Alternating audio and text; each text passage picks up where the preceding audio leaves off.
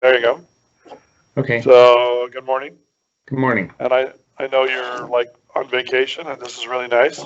It's not vacation. I am not on vacation. People say that, and I have come to a second house that I own in Florida so that I can write a book, which I'm not going to mention because that would be double dipping into our podcast. I don't want to do that. But it's on the book of Revelation, and it's going to change the world, just so you know. Well, you said I'm you not weren't going to tell us. I am not mentioning it. So Thank you. please Good. I'm don't glad bring it up. Anyway, the point being, I am working very hard all day long, every day. No, you're an opportunist. So I today we're going to talk about number 2 in chaos, right? And right. we're We're not talking talking about about, this is podcast 15015, right. And it's, and we're talking about not just all chaos, because if we talk about all chaos, that would be too much to deal with in one podcast. So we're going to deal with something that we call lovingly chronic chaos. Chronic versus, chaos is different than crisis chaos, which we all talked right, about last podcast. right. Yeah, And this crisis is, chaos, you never know it's coming. It's a huge thing. It changes your life. It's a flood. It's a death of a spouse. Your house burns down. You get fired from your best job ever. You have your first child. I mean, those kinds of things are life changing and they're a crisis chaos. I We're not love it. talking about that. I love the way you put your first child in that list of crises. Yeah, sure. The second child, that's a piece of cake. Even women that have had babies, I'm going to lose 3/4 of our audience. Women have had babies before. The second one pops out easy. It's not a problem there. Oh, call. Stop. Just stop.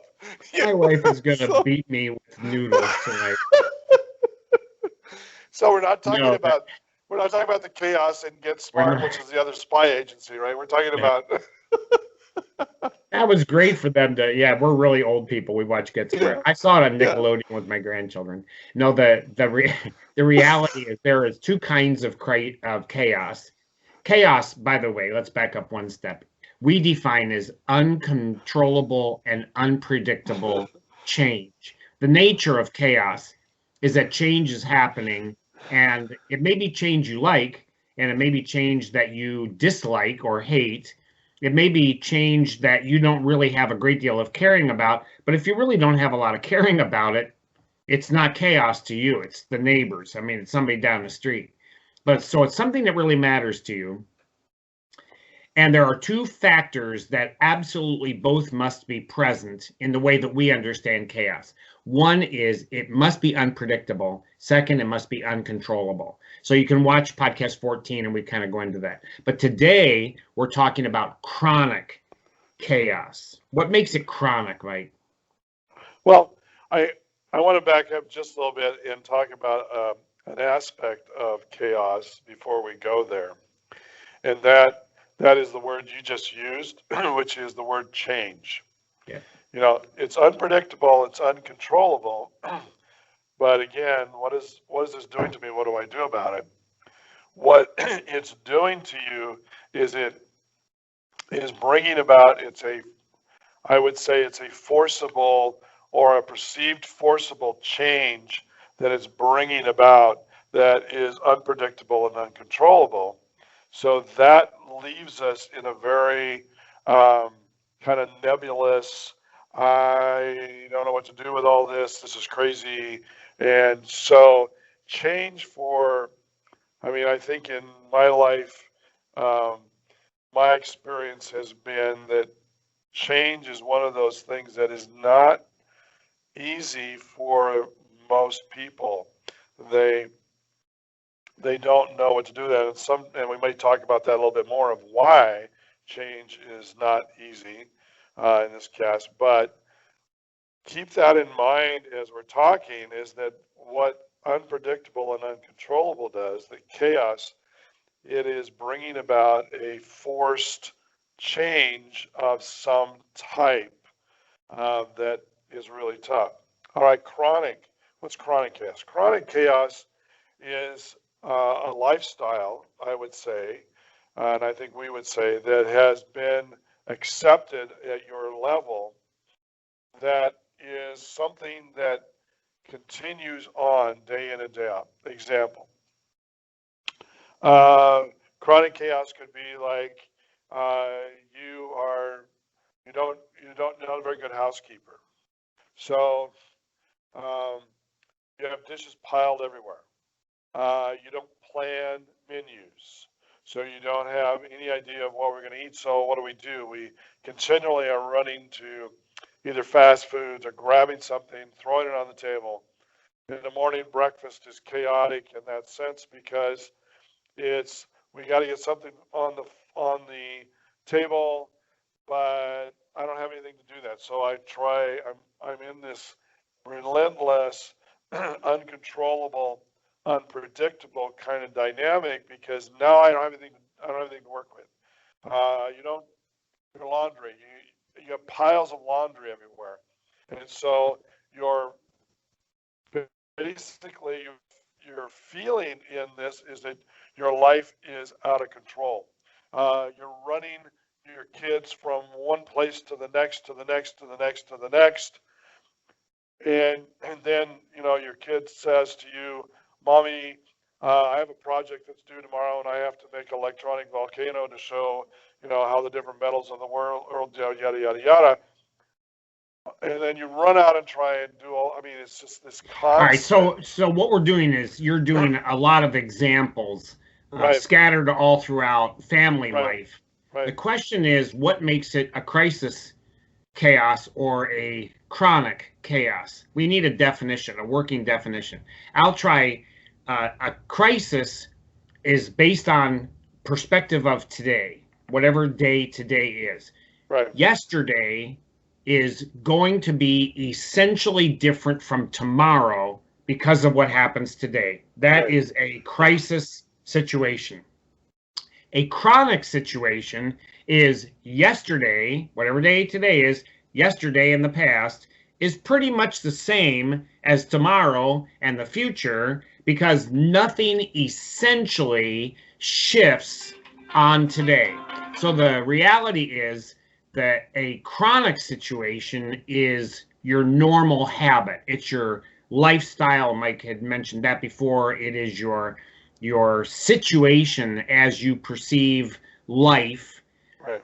From Wednesday to Friday. Thursday doesn't really change anything. When Thursday does change, and yesterday and tomorrow are really very different, then that's a crisis. You've gone through a crisis. A crisis doesn't happen only in 1 second or even 1 day. It can be a year of crisis, and all the years before and all the years after are going to be very different from one another. So today we're talking about chronic situations, and that is kind of every day, every driving event going on, your workplace, your desk at work, your home, the floor, the tables, whatever it happens to be. Now, some people keep their homes as neat as a pin, and they know exactly where everything is. And when they walk into work, everything is disheveled and it's piled up all over the place.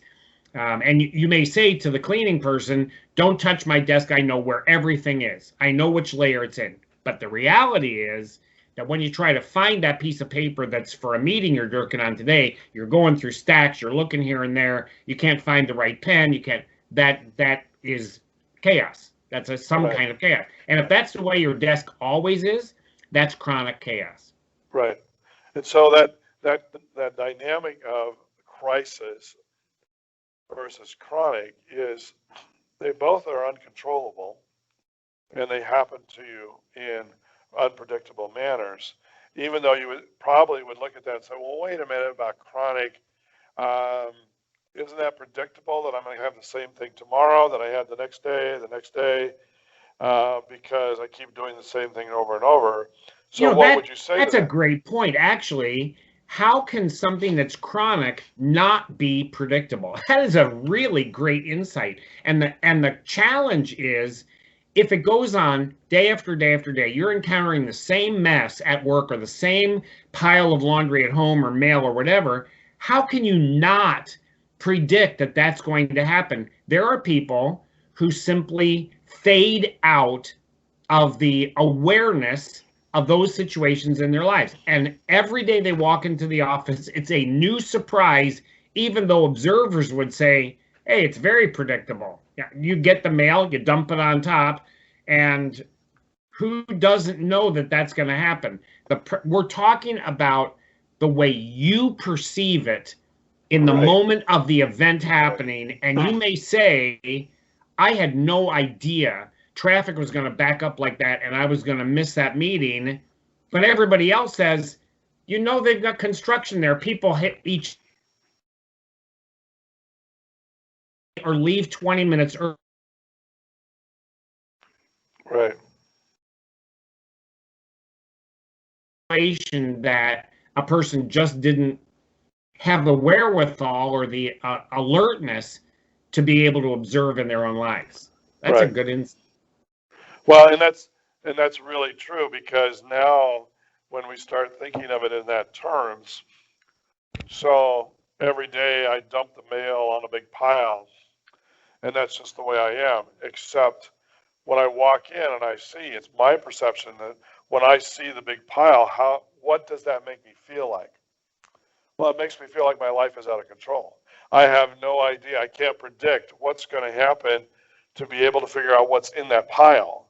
And so that flows right into the same methodology, if you will, the same thinking as crisis chaos, which could be what we would say is probably the big T, which is the trauma kinds of things. So you can't predict the fact that today, on the way home, your son riding his bicycle on the way home misses a curb, hits the back of a car, splits his leg open, and has to be taken to the hospital and have 20 stitches put in his leg.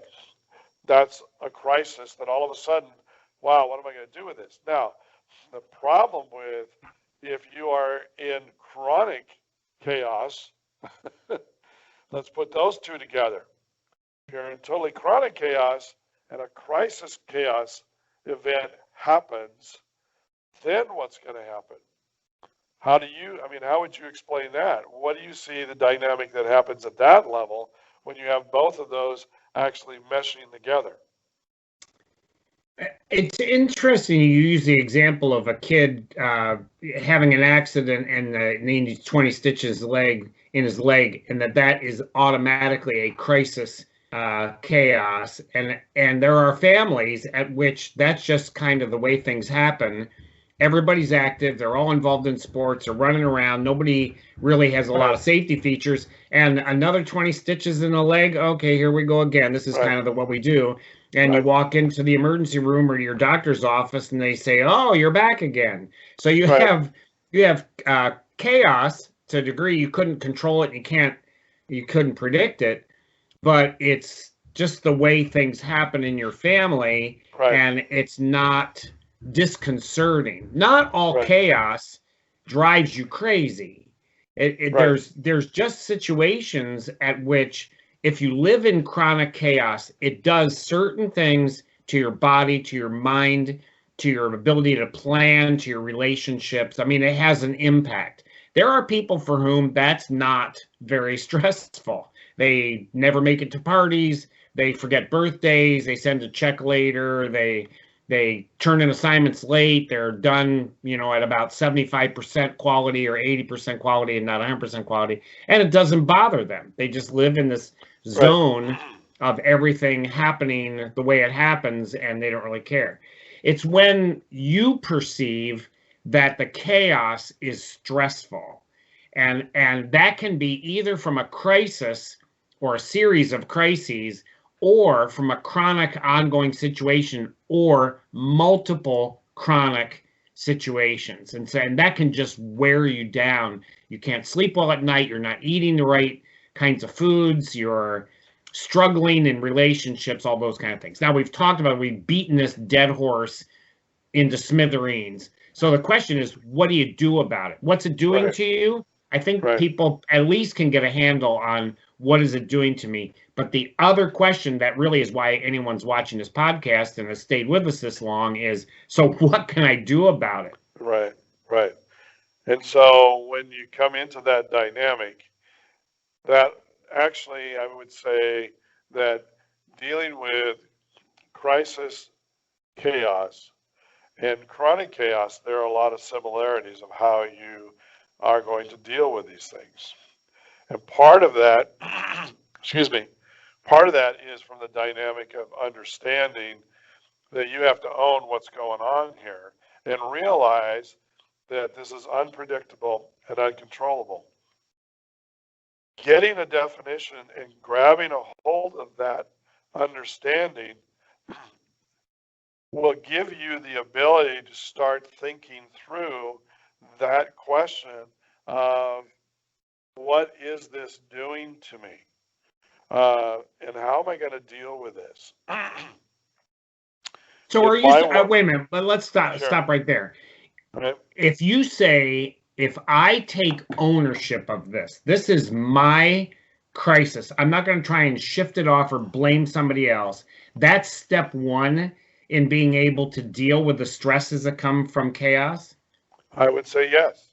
You have to own what's going on around you. If you enter into this with a victim mindset, if you will. So, for example, I never have enough time to do the laundry because kids are always it's always the kids making more and more dirty clothes. They don't put their clothes away and keep them clean, so they don't know what's clean and what's dirty. I can't get the dishes done because nobody will help, and it's always a mess in here, and people just keep, I mean, that dynamic of saying it's some other force that's causing me to be able to, that I'm having this chaos versus beginning to own my part in what that looks like. So when we're talking about that, I use 3 E words, and that gives me some insight as to what am I facing right now. If I use excuses or I give explanations, what that is doing is shifting the responsibility and therefore the privilege of dealing with any situation to some other factor, some other person. I have an excuse, I have an explanation, and it's not my fault. I'm just struggling here. So the third E word is execution. That doesn't mean you kill the person who is creating the chaos. I'm not talking about that kind of execution. Summary. Yeah, particularly your children. Don't go there. I'm talking about get it done. We're going to execute a plan. We're going to develop a procedure. We're going to take some steps, and we're going to do it. In essence, the Nike swoosh is just do it. That's execution. So there's 3 E words. You can make excuses, you can give explanations, and you can execute a plan. And so what we're saying is at least recognize when you or people in your situation start with an excuse or an explanation, your child, your spouse, your boss, the mail delivery person, doesn't make any difference who's doing it, or you yourself. The most important is when you yourself start making excuses and giving explanations, what you're saying is, it's not in my hands, I'm not at fault here, there's nothing I can really do, and the chaos remains. So it's when you execute, when you start saying, I am going to develop a plan. It may take me a while, but I'm going to develop a plan. This is my situation, it is my reaction right now. I'm going to execute. Now you have 3 E's: make excuses, give explanations, or execute a plan. We're saying work towards that third one. Right. And so the way that works is you sit back and talk about execution, but in order to think about execution, there needs this reality of ownership, but asking the question, what can I do about it? That question is so loaded because what we're saying is step back, get a picture of what's going on here, and figure out what is it that you have direct influence over, that you can bring some kind of modicum of control and of predictability. What does that look like? Now I will. So being able then to break a situation apart so that at least some small aspect I could predict, or some small part, maybe a major part, I can control. If I can pull those pieces out of the chaos, I can begin dealing with the chaos. Is that the Yes. idea? Yes, that's the idea. So let's and there's also, I think, a dynamic that pushes against this sometimes with people, particularly when we talk about the norm of life. You mentioned earlier that some people's, houses, their homes may be neat as neat as all get out. Everything's in order, and they go to work and their desk is a total disaster. And I would say that probably comes from someone who has a huge perfectionist mindset, that because they cannot get it to a level of, in their mind, perfection, then they don't, it all That's comes apart. interesting. It all comes apart. So at work, it's a perfect mess. Right. It's a perfect mess because I can't get it to be perfect. I mean, I lived with somebody. That's interesting. I lived with somebody for 23 years, and that was a very real thing. And it was one of those things that the dynamic of my wife and I, that we worked through, because if it wasn't perfect, it was like, what's the use? A disaster. So, yeah, it was a disaster. So you end up with a kind of a bipolar life between the effort to be absolutely flawless, and when flawlessness is not achievable, disaster is the norm. That's interesting. And so you end up with chaos because now it's unpredictable, it's uncontrollable. So again, it's coming back to seeing that what is that area that I have the ability to make a small change, not a big change. And I think with most people, they look at a giant, a giant mess, so they see all this stuff that's going on. Even in crisis chaos, this is this huge thing they don't know what to do with. And the reality is that what is the thing I can do to bring predictability and control to? If I have mounds of dishes, what is one thing I can do to change, to start bringing control to that chaos? Very simply, and asking your question, so what does that look like? Well, you can load all the dishes in the back of your pickup truck during a rainstorm and just go drive around for a while. You do that. Well, I would say probably go through a car wash. Go through a car wash. That's a great idea. Yeah, there we go. We solved the dishes in the sink problem. That's Can we do that with laundry also? It's a little tougher because that stuff gets wrapped around the rollers. It's not good. So there's a few problems with the plan, but we can execute. All right. We can execute. Yeah. All right. My mind's going through all kinds of things. My dog, when it gets in the mud and starts stinking up because it rolls in its own excrement, put him in the back of the pickup truck and go through a car wash. There we go. It works. Hey, yeah. Wow. So write to us if you just had a great solution and insight, because I want to hear your story about that. So I would say, that in that dynamic of when you have crisis or you have chronic, again, it's coming back to that, is to get one thing. We make fun of the dishes, but what is the one thing you can do?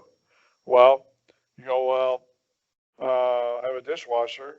Well, why aren't the dishes in the dishwasher? Well, because it takes time to take them from there. Because the dishwasher is 13 years old and wants to play games online, and he won't do the dishes. That's why. Because the dishwasher's been broken for 6 months. Yeah, not that dishwasher. Not that dishwasher. Oh, yeah. No, that dishwasher, the one that got the 20 stitches. Yeah. Oh, yeah, that one. Yeah, that one. Now, which, by the way, let's tie this into some of the major stuff that we teach. No. When we talk about reality and how we understand reality, we look at the human experience of dealing with reality, understanding it and living it through in 4 complexes: perceptions, emotions, motivations, and behaviors.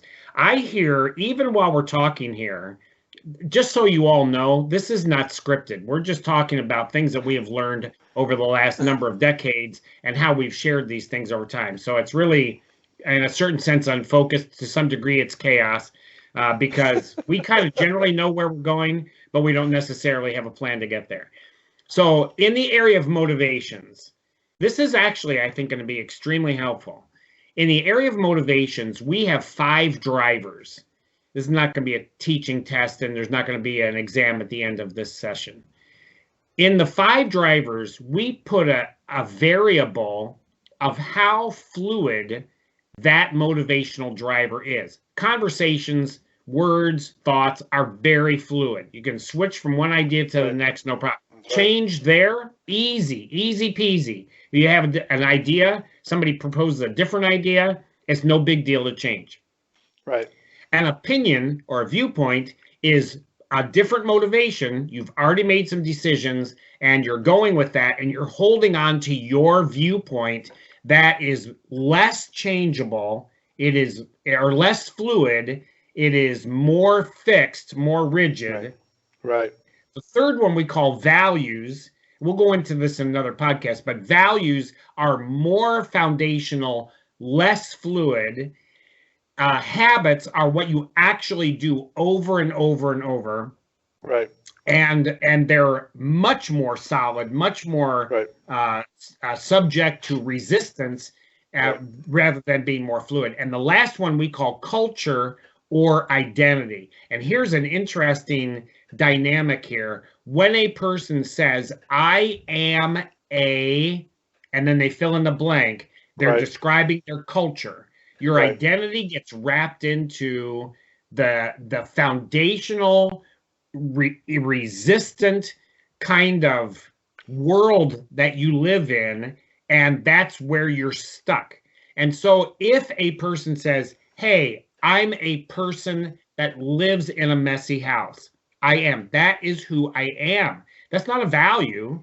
That's not just an opinion. This is now my culture. And so one of the key questions in dealing with chronic chaos is what happens with alcoholics. Do you actually want to stay here? Is this what you want for your life?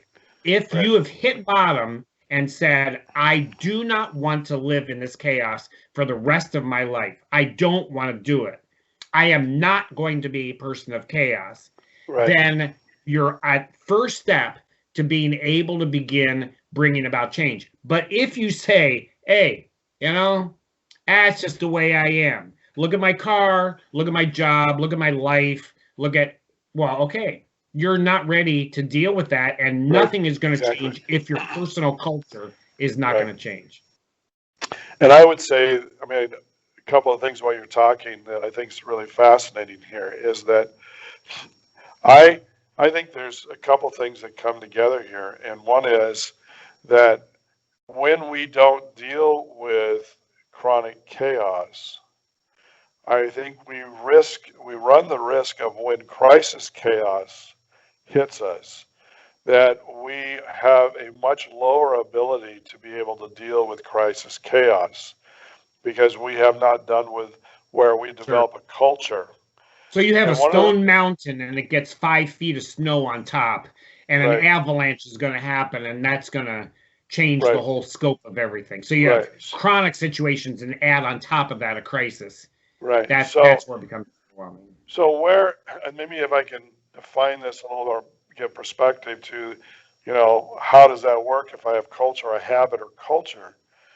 So in one of the things you learn in that I've had the privilege of learning with Thantology of grief and grieving is that what happens so many times with people when they have true crisis at that place, they have loss and they have chaos in their life.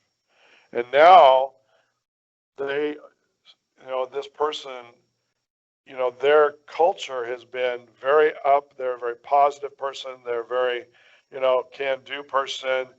That is their culture. They believe that. They live that. That's their habit as well as their whole culture and identity. But now all of a sudden, they find themselves in a place of what? Despair, despondency, all the opposite of what they see themselves as being. Okay. And All right. so now all of a sudden, that frustration of what do I do with that, because my culture has literally been obliterated. It's this crisis chaos has ripped the fabric right off of this thing, and I don't know what to do with that. And we would say, what what we would suggest is think back up the flexibility of this, of moving yourself back up with, into a place of opinions and discussion to try and redefine what your culture is, because you have now had that take this huge hit, and because of that you're not able to what? You're not able to come around that and bring something semblance of control and predictability to the situation, because you're lost. Your culture has been ripped so hard, you know what to do with that. But again, the principles are exactly the same of what we're saying, but there's that aspect of where you will have to let go of that culture of who you think you really are, and again, do some rediscovering and figure that out, most likely with some dear friends or someone that can help you connect the dots, or whatever that looks like, so you can get back to a place of predictability and control in your life. That may be a very simple thing to start out with. So Which is that's interesting to describe it as get back to a place of predictability and control, because you may never be able to go back to the that's way true. things were.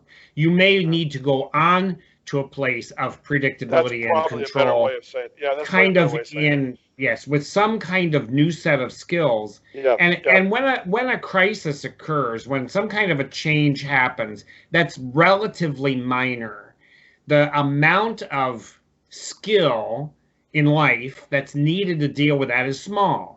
But when it's something like the death of a spouse, or your house burns down, or you retire, or you get a new job and everything is different, your first child is born. A second child, you come into an environment that's already used to dealing with a child, right, exactly. unless it's been 11 years since the last one was born, and now you're dealing with an entirely different situation.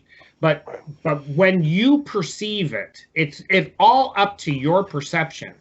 When you perceive it as life is out of control and I can't predict what's going to happen and I'm stressed by that, right, that's when you're in chronic or crisis right, chaos. And that's where we're recommending some of these techniques to be able to come up with a definition, take a strong ownership for yourself, begin to pick the situation apart so you can control something, or you can predict something, and begin to work your resources to be able to dismantle that. But key in the whole thing, you got to decide you really don't want to live subject to the control of right, chaos.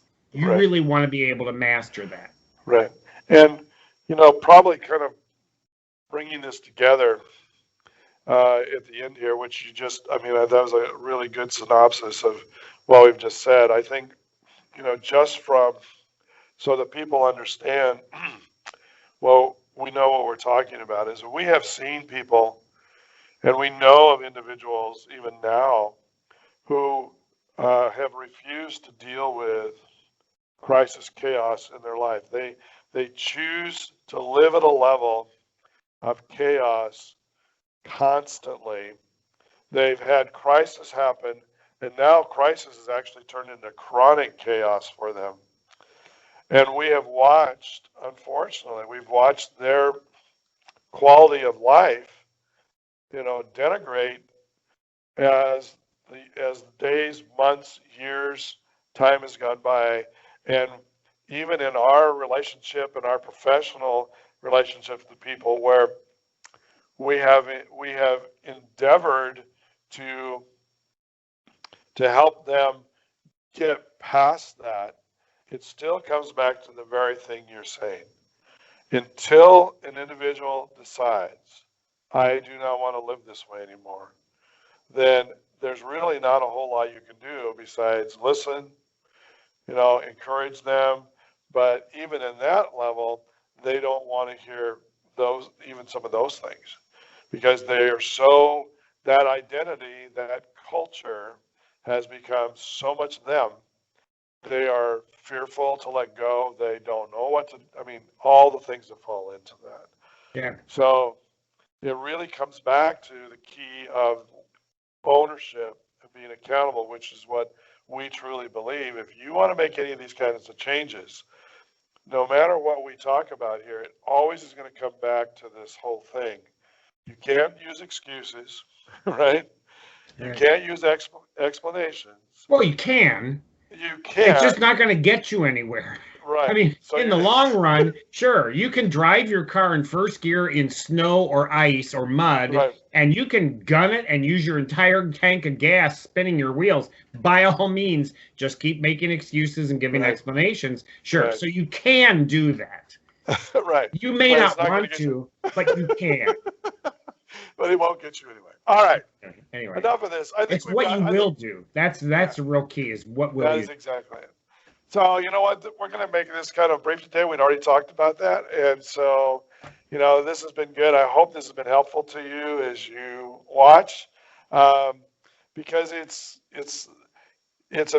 really a big deal, because stress comes out of chaos, and if you're being totally stressed, most likely there's chaos happening in your life. So there's always chaos happening. Always something that's not predictable and not controllable happens. That's the very nature of the entire universe. Now, the question is not what happens if chaos comes. It is what happens when chaos comes. And you build a plan for it and start talking. I mean, stay with us. We're going to be talking about stuff like this. This is really important. Right. So this has been Gripping Reality. It's been awesome to be with you today. And if they want to find us, they go to... We're on YouTube right now. We're looking at some other platforms. You'll be able to find us anywhere. But go on to Google. Even if we're on other platforms, all you have to do is type in the name of a podcast you want to find, and Google will find it for you. Then it will remember everything you ever said or did, and then it will hunt you down and sell you a coffee cup from us. But the reality is, type in Gripping Reality or podcast Gripping Reality, anything like that. I'm Mike with a Y. He's Mike with an I. You can send an email to either one of us at mike@grippingreality.com and spell it with a Y or an I. We share the emails anyway, and it helps us with planning future episodes and talking with people as we engage what's going on in their specific lives and also in the world at large. All right. So thanks for listening. We're glad you joined us today. So have a good day. Yeah. See ya.